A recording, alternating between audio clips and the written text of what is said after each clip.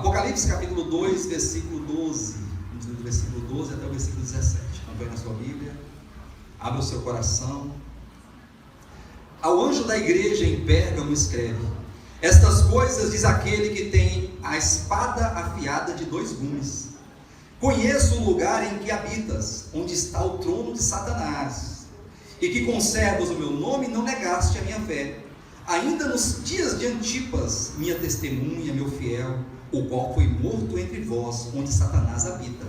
Tenho todavia contra ti algumas coisas, pois que tens aí os que sustentam a doutrina de Balaão, o qual ensinava a Balaque a armar ciladas diante dos filhos de Israel, para comerem coisa sacrificada aos ídolos e praticarem a prostituição. Da mesma forma também, tu tens aí os que da mesma forma sustentam a doutrina dos nicolaítas. Portanto, arrepende-te, e se não, venho a ti, e sem demora contra eles pelejarei com a espada da minha boca.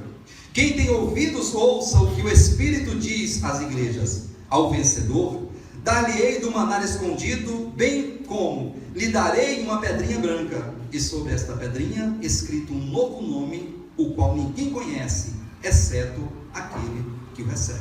Amém, irmãos? Aqui está o texto, a carta à igreja de Pérgamo. E nós estamos nessa série de mensagens, e eu gostaria de chamar a atenção de vocês neste momento, para esse detalhe muito importante. Estamos numa série de mensagens cujo tema principal é as 7 igrejas do Apocalipse. Estamos ministrando mensagens concernentes a estas 7 cartas, que foram 7 cartas literais escritas pelo apóstolo João e enviadas a essas 7 igrejas que estavam nessas 7 cidades, né? A igreja estava nas cidades e existia ali o povo de Deus naquela cidade. No entanto, nós olhamos e a leitura espiritual que nós fazemos é que estas cartas, ainda que passam pela história e narram algum acontecimento da época, nós temos que transcender isso e olhar com um olhar espiritual e profético, uma vez que estas cartas apontam para a condição da igreja de Jesus Cristo na era cristã. Então verifique comigo como que estas 7 cartas estão aqui denunciando, fazendo uma crítica à igreja em sua própria época. De modo que nós começamos com a primeira carta à igreja em Éfeso, a igreja do primeiro século, da era cristã. E qual é a experiência da igreja do primeiro século? O abandono do primeiro amor. Então nós falamos sobre o abandono do primeiro amor. De modo que hoje nós estamos vivendo a realidade da última carta à igreja em Laodiceia. E o que é a experiência de Laodiceia? Qual é a experiência de Laodiceia? A mornidão espiritual. O dizer que está rico e abastado e não precisa de coisa alguma. Olha só a experiência de Laodiceia na qual nós vivemos. Nós vivemos o século 21, marcado por aquela profecia que foi dada há praticamente 1900 e poucos anos, porque o Apocalipse foi escrito no final do primeiro século. Então nós temos aí 1900 e poucos anos que foi falado sobre nós hoje, sobre a igreja de Laodiceia, cujo espírito, cujo sentimento, cujo posicionamento dos corações é um coração que diz estar rico e abastado e não precisa de coisa nenhuma. Então veja como que a igreja é uma igreja mais voltada para o materialismo, para um consumismo, para este capitalismo atual que nós experimentamos nos nossos dias. Mas a leitura da igreja é: nós estamos ricos e abastados, de coisa alguma precisamos. Mas temos que perguntar para o texto, Senhor, mas qual o depoimento de Deus? Como é que Deus vê a igreja do século 21? Ou seja, esta igreja de Jesus Cristo na terra hoje. Aí ele diz: vocês não sabem que são miseráveis, pobres, cegos e nus. Então a igreja que proclama com os lábios que está rica e abastada e não precisa de nada, é uma igreja miserável, pobre, cega e nu. Por quê? Porque é uma igreja que colocou Jesus para fora, a palavra para fora, e está vivendo a sua vida. Pastor, mas onde está escrito no texto que a igreja do século 21, quando eu falo igreja do século 21, é o povo de Deus na terra, meus irmãos? Não é este ou aquele ou nós, é todos os cristãos dos quais nós fazemos parte. Nós estamos inseridos nesse contexto. Mas que momento que a igreja colocou Jesus para fora? Olha o versículo 20, lá do Apocalipse 3, versículo 20 diz: eis que estou à porta e bato. Se alguém ouvir a minha voz, entrarei na sua casa, cearei com ele e ele comigo. Quem tem ouvidos para ouvir, ouça o que o Espírito diz às igrejas. Veja como que o depoimento de Cristo é muito específico, é muito claro, quando ele diz: vocês estão achando que está tudo bem, vocês estão achando que está tudo muito bom, mas não está não, a coisa está feia do lado de vocês. E eu sugiro, eu aconselho que vocês abram a porta do coração, para que eu entre na vida de vocês e tenha comunhão com vocês e vocês comigo. Afinal de contas, a vida da igreja é uma questão de relacionamento com Deus, e com mais nada, mediante a palavra do Evangelho. Os irmãos entenderam esse contexto, não histórico, mas um contexto espiritual, no qual nós estamos inserindo, lembrando também que todas as características de todas as cartas, de todos os momentos que a igreja passou nessa era cristã, elas estão presentes hoje, como por exemplo o abandono do primeiro amor. A igreja em Éfeso está presente em nossos dias. Aí a igreja em Esmirna, que é a igreja do sofrimento, a igreja da perseguição, hoje nós padecemos sofrimentos. Aí a igreja em Pérgamo, que é a igreja do casamento, a palavra Pérgamo, olha esse termo final, gamo. Esse gamo vem de gamia, né? Tem aquela chama bigamia, que é o relacionamento com duas pessoas, o amálgama, né? Essa união, esse ajuntamento. Então Pérgamo aqui, a igreja do quarto século, é a igreja do casamento. Aí eu pergunto para vocês, por que essa igreja do casamento é uma igreja que tem uma experiência negativa? Casamento não é positivo? Sim, o casamento universal e eterno de Cristo e da igreja, do noivo e da noiva. Também o casamento de vocês, o nosso casamento, que simboliza o casamento de Cristo. Quando o marido se une à sua esposa no matrimônio, ali está simbolizado em uma alta definição, esse simbolismo do grande casamento eterno e universal de Cristo e da igreja, esta união de Deus com o seu povo. Cristo e a igreja é o novo homem, é o reino dos céus, é tudo aquilo que Deus deseja, é o novo homem. Deus no homem e o homem em Deus. Mas então onde que se instaura aqui a negatividade da de Pérgamo? Porque Pérgamo é casamento, e é um casamento negativo, como que a igreja se casou com o mundo. Olha só como que no quarto século da era cristã ocorreu ali um incesto espiritual, um adultério espiritual, uma fornicação espiritual do povo de Deus com o Estado, com o mundo, com a política. Quando Constantino, o imperador romano, aderiu ao cristianismo, se converteu, entre aspas, ao cristianismo, para ganhar forças ao império que estava em grande decadência no momento. Então o império romano estava decaindo, estava se acabando, e a igreja estava crescendo de vento em popa. Então o que ele disse? Olha só para a experiência de Esmirna, que é a igreja anterior a Pérgamo, a igreja da perseguição, a igreja que sofreu 10 períodos de perseguição por parte do Império Romano. Então Roma estava perseguindo o povo de Deus, muitos foram mortos ali nas arenas do Coliseu, enfim, os irmãos conhecem a história. Quem não conhece, vai lá numa boa enciclopédia, né? Você vai ouvir bem e vai ler muito bem a história do povo de Deus, da era cristã, da igreja, enfim. Mas que houve esta adesão do imperador ao cristianismo, de modo que ele trouxe agora todos os paganismos, as práticas pagãs, tudo aquilo que é do mundo, trouxe para o seio da igreja. E isso a Bíblia chama-se de casamento. A igreja casou-se com o mundo. Olha só que coisa terrível que ocorreu no quarto século. E esse casamento, ele está bem definido e muito bem pronunciado por Cristo lá na parábola do grão de mostarda, em Mateus capítulo 13, abre a sua Bíblia, Mateus capítulo 13, versículo 31, olha só, quando Jesus falou da parábola do grão de mostarda, ele estava falando profeticamente sobre a história da igreja, olha só, sobre a história da igreja, em todas as suas eras. Então essas 7 parábolas, elas concordam e fazem menção profética às 7 cartas, tudo são profecias de Jesus, no que tange a condição e experiência da sua igreja na terra. A parábola do joio, no versículo 24, quando diz que o reino dos céus é semelhante a um homem que semeou boa semente no seu campo, mas enquanto os homens dormiam, veio o inimigo dele e semeou o joio no meio do trigo. Olha só. Então, no dado momento da história da igreja, os homens dormiram, perderam a percepção, a leitura cristalina, essa visão espiritual. Esse dormir aqui é um sono profundo, né? E também pode se relacionar também, estar relacionado com a morte dos apóstolos, tá? Porque dormir na Bíblia está relacionado ao sono, sono relacionado à morte, enfim.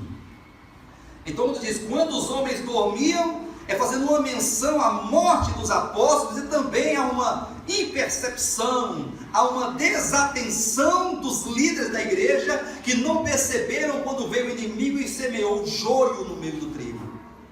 Vejam como que aqui nessa parábola, o reino dos céus, que é a igreja, que é o povo de Deus, é comparado a uma plantação, uma questão orgânica de vida. De vida, o povo de Deus é uma lavoura viva, para alimento, porque é trigo, para pão, para matar a fome das pessoas. Só que num dado momento da história, veio o inimigo Satanás e colocou um joio no meio, para danificar, para corromper, para fazer com que a igreja de Jesus Cristo perdesse a sua principal característica, que é o testemunho de Jesus e da sua palavra. Se tem uma característica da igreja, é ser coluna e baluarte da verdade. Igreja não foi criada por Deus para o povo ter dinheiro, para o povo buscar dinheiro, buscar prosperidade. Isso é coisa deste século, coisa deste mundo. A igreja de Jesus Cristo é para expressar Deus na terra, é para ser sal da terra, luz do mundo, reino dos céus, um povo o qual expressa em mais alta experiência as virtudes de Deus. Glória a Deus. Tudo que Deus é deve ser expresso por meio do povo de Deus. Por isso que a igreja tem essa função muito forte. Mas começou a perder a sua característica quando estava sendo perseguida a Esmirna. E agora o imperador falou assim: ó, eu estou perseguindo o povo, estou matando, não estou conseguindo. Então o que eu faço? Quando você não vence o inimigo, o que você faz? Se alia a ele, se une a ele. Foi o que Constantino fez, uma jogada, uma cartada muito inteligente, por sinal, de mestre. Você, vamos me unir a ele e lá dentro vamos corromper, vamos acabar, minar as forças dentro. Então o adversário que estava fora tornou-se o inimigo dentro de casa. O adversário fora está olhando para ele aqui, né? Ó, cuidado com o adversário, mas o inimigo dentro de casa é a pior coisa que tem no mundo. O que aconteceu aqui, ó. Então, o joio foi semeado, que tornou-se o quê? Olha a próxima parábola, que é a parábola do grão de mostarda, no versículo 31. Outra parábola lhes propôs, dizendo: o reino dos céus é semelhante a um grão de mostarda que um homem tomou e plantou no seu campo. Este homem é o próprio Jesus. O campo é o mundo, conforme o versículo aqui da explicação da parábola, aqui no versículo 38, né? Quando diz: o campo é o mundo. Então Deus pegou cada um de nós como sementes, gerou uma grande lavoura, várias sementes geram uma lavoura, sim ou não? Sim. Uma semente é um pezinho, várias, milhares de sementes é uma lavoura. Então Deus pegou essa lavoura, que é uma questão de vida orgânica com Deus, é uma questão de Deus, de vida eterna, de vida de ressurreição, do próprio Deus em nós como vida, e agora Ele plantou no mundo. Olha só como que a igreja foi semeada no mundo. Sabe para quê? Para frutificar no mundo, no meio das trevas, da maldade, da miséria, da fome, da injustiça, da perversidade, do egoísmo. A igreja deve frutificar. Frutificar o quê? Frutificar esta vida que é o próprio Deus que está em nós. Olha a sua função. Você é semente, eu sou semente, nós somos semente e constituímos essa grande lavoura de Deus para frutificarmos o próprio Deus em nós. O fruto que nós temos que dar é o próprio Deus. Mas só que o versículo 32 diz: o qual o quê? O pé de mostarda é na verdade a menor de todas as sementes e crescida é maior do que as hortaliças. Então veja que a mostarda ela é a menor das sementes, mas quando ela cresce ela é maior do que uma hortaliça. Um pezinho de uma hortaliça. Vamos colocar aí um pezinho de couve, um pezinho de qualquer coisa que vocês estão pensando aí. Essas plantações de verdura, de fruta não, né? Verdura, legumes, cheiro verde, salsa, essas coisas. Mas que o pé de mostarda é a igreja, irmãos. Olha que fragilidade que Jesus compara a igreja dele. Em outro momento ele chama a igreja de pequenino rebanho. Aqui ele chama de um pé de mostarda. Lá na parábola da igreja do sofrimento em Esmirna, lá na carta a Esmirna, ele fala que a igreja ela é pobre. Mas no mesmo momento que ela é pobre, ela é rica. Porque ela é pobre, porque é destituída dos valores deste mundo caído. Mas é rica da verdadeira riqueza, que é Cristo Jesus. Então a igreja ela é pobre por um lado, mas rica por outro. Contrariamente da igreja atual, né? Que diz, eu estou rico e abastado, não preciso de nada. Fala, não, tu é miserável, pobre, segue. Você está destituído da verdadeira riqueza, que é Cristo. E aqui não é diferente. Aqui ele fala que a igreja é um pé de mostarda. Mas olha só o resultado da parábola. Entendam comigo isso aqui, ó. Versículo 32. O qual, o pé de mostarda, é na verdade a menor de todas as sementes, mas crescida é maior do que todas as hortaliças. E se faz árvore. E se faz árvore. Aqui está uma questão muito importante na interpretação desse texto. Porque ela é o quê? Qual a característica da semente do pé de mostarda? Ela não é a menor das sementes? Sim ou não? Não é a menor das sementes? E quando ela cresce, ela não é maior que as hortaliças? Ela não está naquele nível de hortaliça, sim ou não?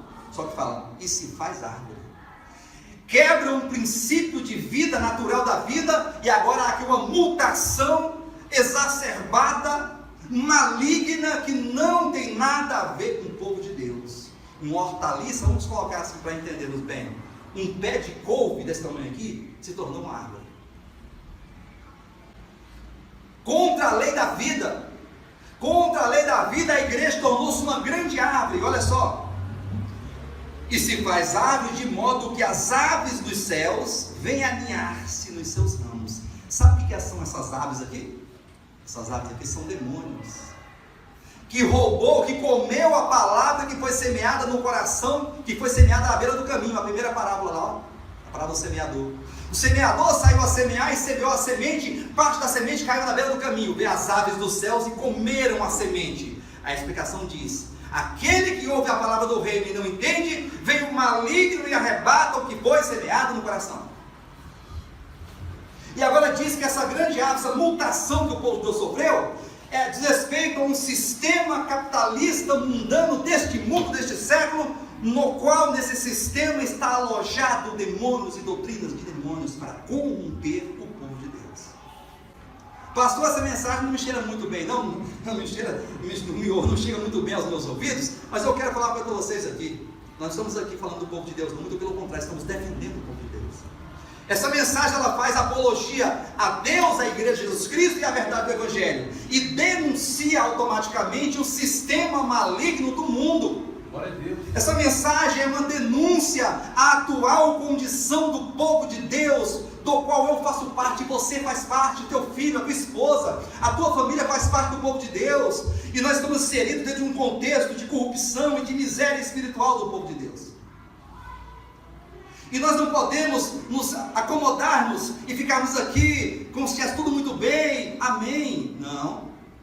Nós temos que olhar, fazer a devida leitura da situação e começarmos a nos posicionar contra esse sistema maligno, religioso, contra esta indústria da fé. O que é a indústria da fé? É um sistema de mensagens que tira o coração do cristão do reino do céu, das coisas do alto, e coloca raízes dos corações dos irmãos no reino deste mundo. Jesus declarou assim, o meu reino não é deste mundo, mas o reino da igreja é. Então veja a sua contradição.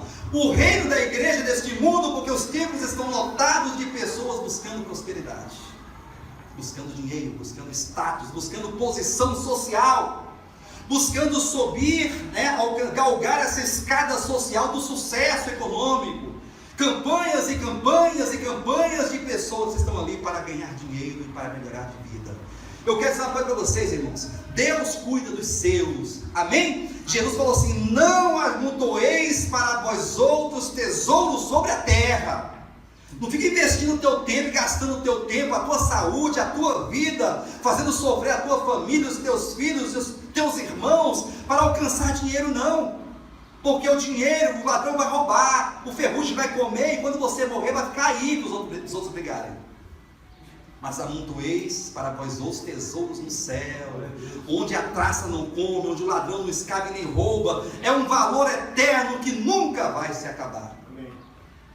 Porque aquele que tem amor ao dinheiro, ele tem uma grande jornada de fracasso espiritual diante dele. Porque o amor ao dinheiro é a raiz de todos os males. E muitos têm naufragado na fé em busca disso. Então veja como que o evangelho é contraditório. Esse evangelho é um evangelho totalmente diferente daquilo que nós ouvimos. Por isso nós estamos aqui falando mal dos irmãos. Estamos aqui falando de um sistema capitalista instaurado no meio do povo de Deus, sendo pregado e ensinado nos corações. Os irmãos estão entendendo isso aqui? Então não estamos gastando tempo para falar de igreja, não. São nossos irmãos, são vítimas de um ataque do maligno e do joio. E essa parábola aqui, ela denuncia muito bem o joio. Quando ele entra na igreja, ele se corrompe, ele corrompe a igreja e agora torna a igreja uma grande potência capitalista, uma grande árvore. E aqui, esse termo, voltando aqui para o Apocalipse, capítulo 2, esse termo Pérgamo, quer dizer casamento ou torre fortificada. Olha só, porque a igreja, como um pequeno pé de mostarda, tornou-se uma torre fortificada, um grande sistema religioso. Olha só. E por que isso se tornou esse grande sistema? Aí tem aqui os versículos 14, 14 e 15 do Apocalipse 2. Acompanhe comigo. Tenho todavia contra ti, já está falando contra essa igreja em Pérgamo.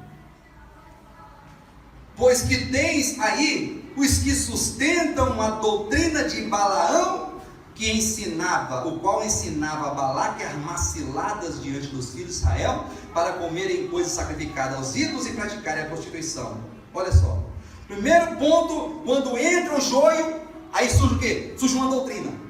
Que doutrina é essa? A doutrina de Balaão. Balaão era um profeta do Antigo Testamento, que profetizava da parte de Deus. Só que esse profeta, ele tem uma característica: ele ensinava Balaque a armar cilada contra os filhos de Israel. Vocês imaginam só que situação? Um profeta de Deus vai ajudar e vai ensinar o rei Balaque a armar cilada contra o povo de Deus. Por quê? Porque o povo de Deus é um povo invencível. Quando o povo de Deus estava adequadamente humilhados diante de Deus e praticando os mandamentos de Deus de coração em obediência a Deus, eles tinham a graça de Deus, a proteção de Deus, e nenhum dos inimigos dava conta do povo de Deus. O povo de Deus, aquele povo pouco, né? O povo de Israel ia passando, ia destruindo cidades e avançando até a terra de Canaã. Quando Balaque, rei daquele território, ficou sabendo que o povo de Deus vinha passar por ali, ele falou: tem que fazer alguma coisa, vamos destruir a nossa cidade, vão me destituir, eu vou ficar totalmente lançado aqui à humilhação com o meu povo. Então eu tenho que arrumar uma maneira de vencer esse povo. Aí chamou o profeta Balaão. Profeta, como é que vamos fazer? Porque esse povo ninguém dá conta deles. Deus é por eles. Então o que fazer para tirar o favor de Deus que está sobre eles? O negócio é o seguinte: eu não ia falar com você não, não ia falar não porque eu sou profeta, né? Mas vem cá, de repente surge um negócio, uma situação, um dinheiro, né? Mas se você conduzir o povo de Deus a comer coisas sacrificadas a ídolos e praticar a prostituição, eles vão perder o favor de Deus, e aí vai ser moleza para vencê-los. Então quer dizer que é só fazer uma festa regada a muito ídolo ou muitos ídolos, e prostituição vai ser aquela farra. É isso aí. O que aconteceu? O profeta, neste momento, ele se vendeu, ele foi mercenário. Ele se utilizou do seu dom, atenção, dom de profeta, se utilizou e se valeu da autoridade, né, de profeta, porque quando o profeta falava, havia crédito, veracidade naquilo que o profeta falava. Só que agora ele se utilizou do seu dom, da sua posição de profeta, da sua autoridade, para desviar o povo de Deus. E hoje nós temos muitos Balaões que se utiliza desse microfone. Eu estou segurando aqui, não deste, né? Mas de um microfone, não desse, né? Desse não vai vir não. Quebra o microfone aqui, não fala não. Mas que se utiliza de um microfone como esse, de uma posição como essa que eu estou, para levar o povo de Deus a praticarem a prostituição e a adoração de ídolos, que é a idolatria. Veja como existem muitos Balaões hoje em dia. Pastor, não fala mal dos homens de Deus, não estou falando mal dos homens de Deus, estou falando mal do que está acontecendo, porque as pessoas se utilizam da sua posição, do seu crédito. Irmãos, as pessoas são de boa fé. As pessoas, elas estão ali de boa fé, acreditando naquilo que elas estão ouvindo. Pessoas simples, que ficam levando o seu dinheiro tão suado, tão difícil de ganhar, e entregando nas igrejas, porque disseram para elas que quanto mais derem, mais vão ganhar. E que devem fazer prova de Deus, porque se Deus não abrir os céus e derramar bênçãos sem medidas, Ele não é Deus. É isso que eu estou falando das pessoas. Então os Balaões estão se vendendo, são mercenários que estão mercadejando a palavra de Deus. Podemos ver muito claramente isso. E não somente esses Balaões, mas também tem o versículo 15, também os que têm, também tu tens aí, os que da mesma forma sustentam a doutrina dos nicolaítas. Pastor, o que quer dizer? Eu entendi o que é Balaão. Balaão é a figura do mercenário. Ele pega o microfone, pega a Bíblia, e aí vai pregar a palavra dele e conduzir as pessoas a Cristo. Esse é Balaão. Então muitos Balaões estão pregando hoje, certamente. E o que são os nicolaítas? Esse termo nicolaíta é construído por dois vocábulos da língua grega, que quer dizer Nico e Laos. Nico quer dizer pessoa superior, Laos é povo comum. Então tem as pessoas superiores e as pessoas comuns. É a mesma teoria e o mesmo pensamento filosófico dos cleros e dos leigos. Quem são os cleros? São as autoridades eclesiásticas. E quem são os leigos? O povo. O povo é leigo. O povo é massa de manipulação. Olha para a nossa política. Por que o nosso país está da forma que está? Porque o povo é massa de manipulação. Basta dar-lhe uma cesta básica, um leite, um pão, que a pessoa está se vendendo por voto, vendendo seus votos. E os brasileiros, nós que somos brasileiros, cidadãos, nós precisamos nos conscientizar e votar certo. Essa igreja aqui não se envolve com política, mas que nós temos que ser cidadãos conscientes, temos que ser. E não se vender por qualquer coisa, por uma cesta básica, um botijão de gás, uma coisa assim, não. E o povo de Deus se vende, irmãos. O povo de Deus faz como fez Esaú, se vendeu, se trocou o direito de primogenitura e o direito à realeza e à porção dobrada da terra por um prato de lentilha, um prato de sopa, ou seja, um prato de miojo. Como é que um cristão vende o seu direito de primogenitura, a realeza e o sacerdócio por um prato de miojo? E hoje muitos cristãos estão se vendendo por nada, porque os nicolaítas, os nicos, pessoas superiores, estão dominando sobre o povo comum, que é a igreja, que é a turma, que são as multidões, que estão acreditando naquilo que está sendo pregado. Mas também tem uma parte negativa do povo de Deus, né? Vamos falar a verdade. Se eu acredito que vou ganhar muito dinheiro indo para aquela igreja, para aquele suposto homem de Deus, colocar a mão na minha cabeça, fazer uma oração forte, tomar um copo com água e os meus problemas serão resolvidos, isso aí não tem nada a ver. A pessoa que acredita nisso, ela está se vendendo também, ela está ali alimentando o seu coração egoísta, que está com o olho desse tamanho. Então, do lado de cá, nós temos pessoas que oferecem, faz as liquidações, as promoções, as ofertas, ofertas atrativas. Você vai dar 10, vai ganhar 100, vai dar 100, vai ganhar 1000, vai dar 1000, vai ganhar 10 mil, vai dar 100 mil, vai ganhar 1 milhão. Então as ofertas são atrativas. Aí de lá para cá vem um povo, vamos ganhar, então eu quero ganhar 1 milhão, então eu vou dar um carro para ganhar 10. E aí junta aqui o útil ao agradável, a fome e a vontade de comer.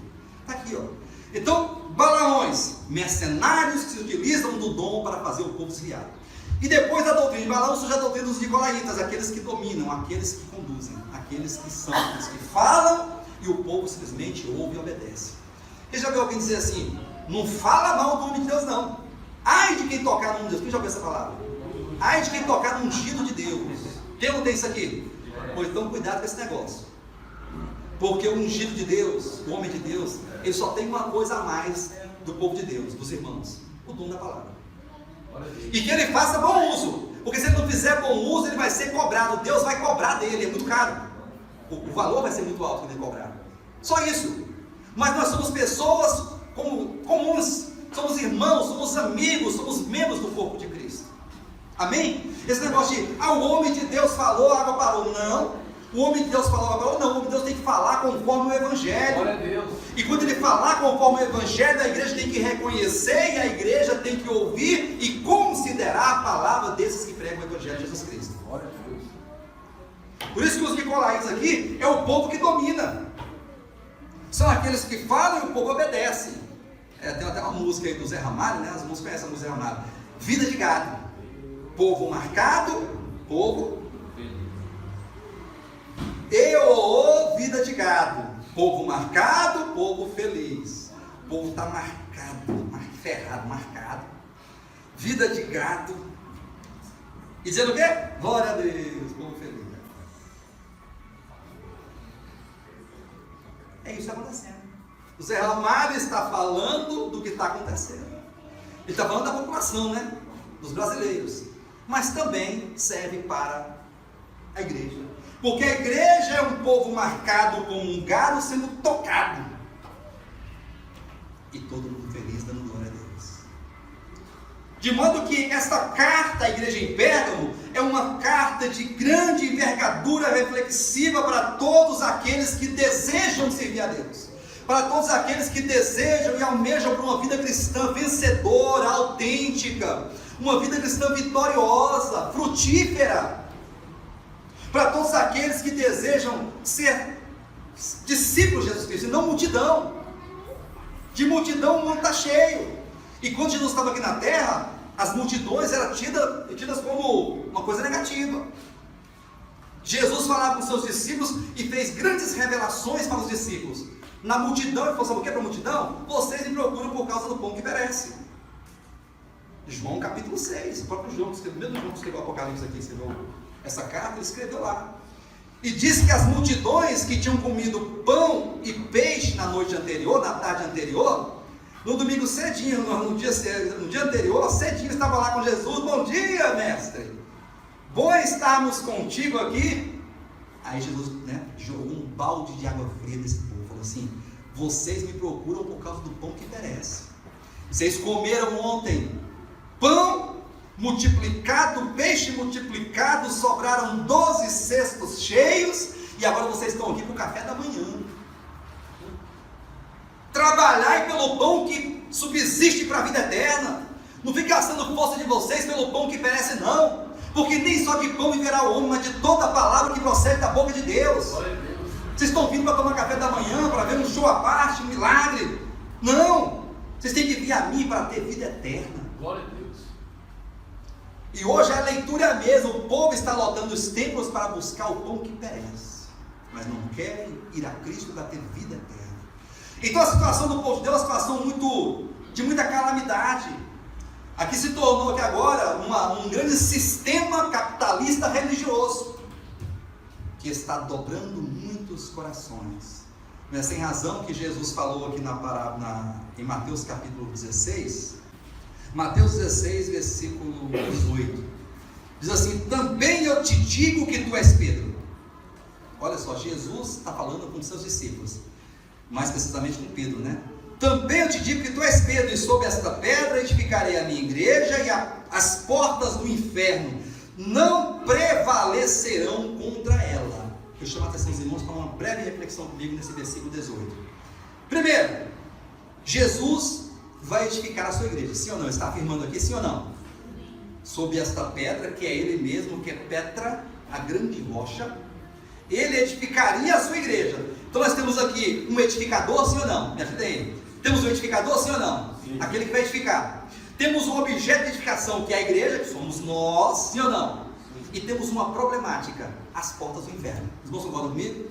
Temos o edificador, a obra de edificação, e temos um conflito de ideias, uma problemática que diz respeito às portas do inferno, que temos aqui um duplo enfoque. Podemos entender as portas do inferno de duas maneiras. A primeira maneira é a morte, né?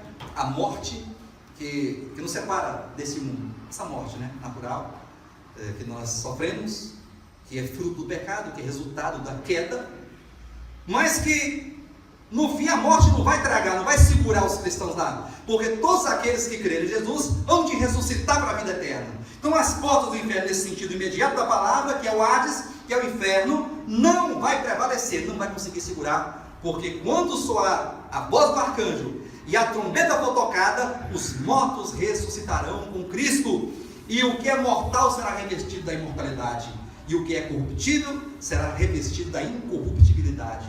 Então se cumprirá a palavra que diz: tragada foi a morte pela vida de ressurreição de Cristo. Amém? Pela vitória que é a ressurreição de Cristo. Amém, queridos?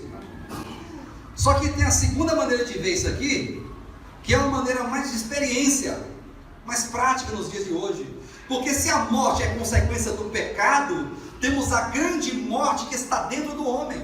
A morte está em nós. E esta morte como as portas do coração, como as portas do ego do ser humano. Porque o ser humano está cheio de morte dentro dele. Não somente uma morte biológica, que faz com que o nosso corpo vai se acabando, como eu disse várias vezes, né? O ser humano já nasce morrendo, já nasce envelhecendo num processo de envelhecimento continuado até o final, ser a sepultura. Isso é fato. Mas também uma morte da alma. E que morte da alma é essa? É uma voz de morte, de pecado, de maldade que ecoa de dentro do ser humano. Que é uma proclamação, não às vezes em palavras, mas muito mais em ações que vão denunciando aquilo no coração. Quer ver uma morte muito grande, mas é bem clássico de morte grande que o homem proclama e arrota e gorfa essa morte? A igreja de Laodiceia. O que é a igreja de Laodiceia? Eu falei aqui no início da mensagem. É a igreja que está dizendo, a igreja do século XXI, essa aqui, a igreja contemporânea. Diz que estou rico e abastado, de nada preciso. Olha só, olha que voz de morte é essa que sai de dentro da pessoa. Porque o que Deus vê, não, eu vejo uma igreja totalmente contrária. Quando eu olho para vocês, eu vejo que vocês são miseráveis, pobres, cegos e nus. Abre a porta do coração, porque a coisa está complicada para o lado de vocês. Então o ser humano tem essa morte aqui, ó. Então vocês imaginem comigo que agora a igreja do século XXI, que é essa igreja do tempo que nós fizemos aqui agora, é uma igreja que está no meio de uma confusão, no meio de uma problemática. Que problemática é essa? Deus querendo edificar, Deus querendo restaurar, e as vozes contrárias obstruindo o falar de Deus, obstruindo a voz, obstruindo o ouvido espiritual do cristão. Por isso no final dessa epístola é dito: quem tem ouvidos para ouvir, que ouça o que o Espírito está dizendo. Porque os ouvidos estão tapados. Porque as vozes que ecoam nos púlpitos hoje é uma voz estranha e um segundo evangelho, um evangelho totalmente antagônico ao evangelho de Cristo, que proclama aquilo que Cristo não proclamou, que fala daquilo que os apóstolos não falaram. É por isso, queridos, que nós vivemos um drama hoje. E agora esse drama só pode ser resolvido de uma forma. Apocalipse capítulo 2, versículo 13. Conheço o lugar em que habitas, onde está o trono de Satanás. Esse lugar onde está o trono de Satanás é o mundo.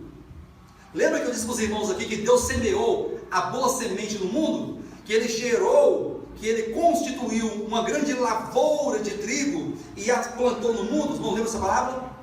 Amém? Só que agora o que acontece? É neste mundo que está o trono de Satanás. Então a igreja foi semeada, foi plantada e colocada no mundo onde está o trono de Satanás. Satanás, ele é o príncipe deste mundo. Este mundo jaz no maligno. É um mundo de morte, de corrupção e de miséria. E é aqui que nós temos que ser, o que vai seguir o texto falar conosco aqui. Olha só. Onde está o trono de Satanás, e conserva o meu nome e não negaste a minha fé. Ainda nos dias de Antipas, minha testemunha e meu fiel.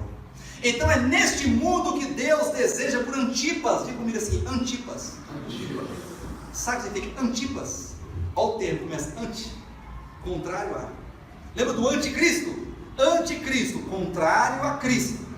Antipas, contrário a. Ou seja, Antipas, ele é aquele que se opõe diante do mundo que segue Satanás, diante do espírito do erro, diante dessa condição de degradação da igreja. Deus, ele chama Antipas. Já pensou em ser um Antipas? Já pensou em ser aquele que se opõe, não aos irmãos? Os irmãos são amados, é povo de Deus, são todos abençoados de Deus, ungidos de Deus. Mas eu me refiro a ser Antipas, ser opositor ao sistema, não se render ao sistema. É por isso que Antipas foi morto. Olha o versículo, olha o texto como continua. Ainda nos dias de Antipas, minha testemunha, meu fiel, o qual foi morto entre vós, onde Satanás habita. Antipas foi morto, sabe por quê? Porque ele foi um antitestemunho para o mundo. Quando a igreja casou-se com o mundo, casou-se com o império, uniu-se à política, quando a igreja se corrompeu e estava agora pregando as doutrinas dos nicolaítas e dos balaões e de Balaão, agora se levanta como oposição a isso, a essa situação. Antipas se levanta. E eu quero dizer para vocês, nós precisamos ser Antipas. Quantos desejam ser Antipas? Amém. A fiel testemunha de Jesus Cristo.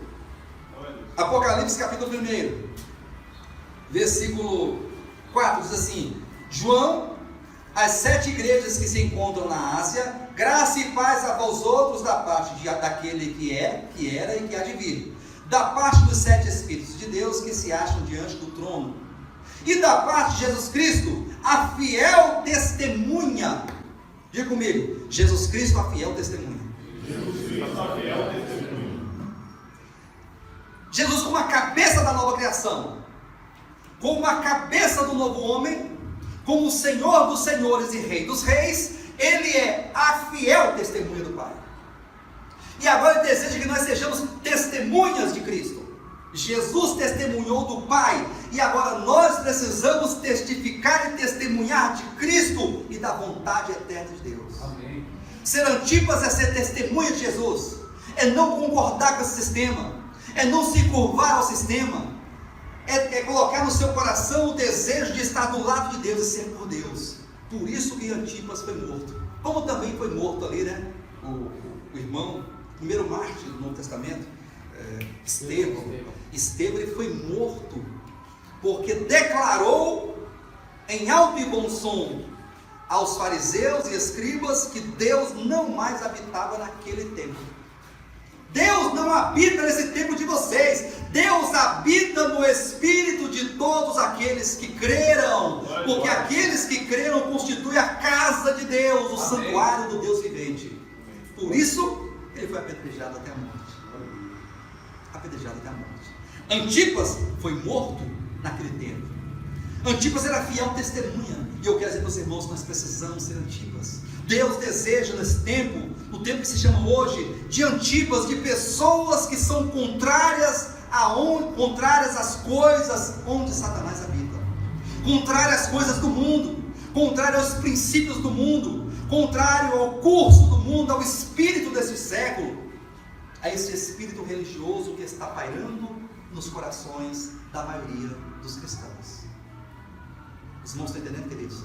Como é grave a situação do povo de Deus, como é lamentável a situação do povo de Deus. O povo de Deus se rendeu ao sistema, se curvou ao sistema, e agora o Senhor chama testemunhas da verdade, e um antitestemunho contra o mundo, e contra o espírito deste século. Por isso aqui no último texto que eu quero ler para os irmãos, aqui em Judas.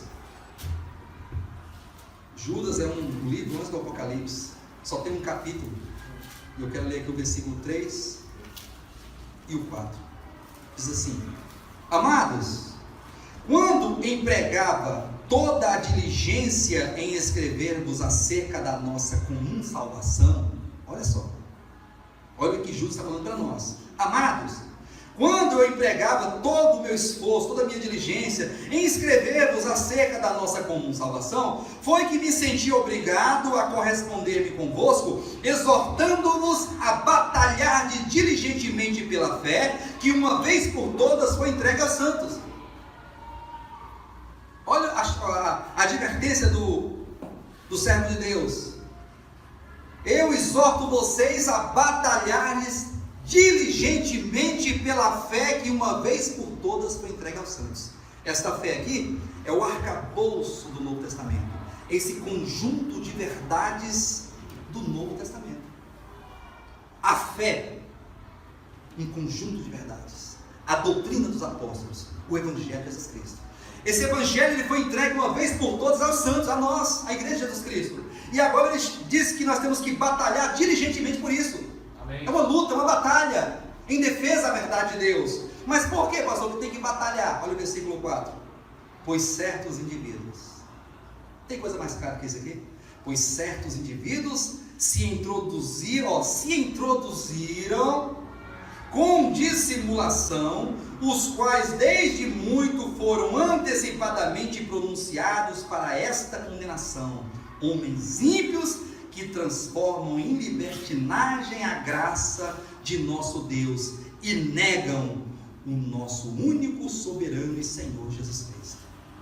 Por que temos que ser Antipas? Por que temos que ser testemunha e um antitestemunho para esse sistema do mundo? Porque certos indivíduos se introduziram. Olha aqui, ó, quando o joio entrou e trouxe todas as heresias e todo tipo de palavras, falsos evangelhos, teorias mundanas, ensinamentos que não condizem, não concordam com a sã doutrina de Jesus Cristo, ao ponto de negar o soberano Senhor. É por isso que eu conclamo os irmãos, aqui nós, todos nós, né, a todos nós a darmos as nossas mãos. Vamos nos fortalecer e anunciar a palavra de Deus. Esse ministério, o Ministério Apostólico Redenção, ele existe com uma só finalidade. Nós não queremos nada deste mundo, nós queremos proclamar a palavra de Deus. Amém. Nós queremos pregar o Evangelho, queremos falar para as pessoas, queremos visitar as pessoas, queremos alcançar as famílias, jovens, o pai, a mãe, o esposo, a esposa, pessoas que não são cristãs. Então nosso objetivo aqui é de pregar a palavra, é de ser testemunhas de Jesus Cristo nesse mundo que nós vivemos. O nosso papel desse ministério é ser luz que brilha no meio das trevas, é ser o sal da terra e a luz do mundo. Amém, irmãos? Isso da parte de Deus, isso da parte de Deus. Então, o apelo que nós fazemos aos irmãos é que estejam com os corações fortalecidos no Senhor. Amém. Fortaleça os vossos corações. Estamos mudando para uma nova loja e com certeza nos mudando para lá, nós vamos abrir portas para as pessoas, porque nós estamos bem escondidinhos, né? Estamos aqui bem no anonimato, não tem uma placa, não tem nada, aqui no segundo andar, as pessoas passam aí embaixo e não sabem que tem um povo de Deus aqui que está falando a palavra. Mas quando estivermos na outra loja, vai estar uma placa bem grande, estaremos expostos e acessíveis ao público. Amém? E com certeza o Senhor vai enviar pessoas estão chegando e Deus está enviando pessoas para que nós possamos nos fortalecer e sermos Antipas, sermos testemunhas de Jesus Cristo. Amém? Nós desejamos ser testemunhas de Jesus Cristo. Amém.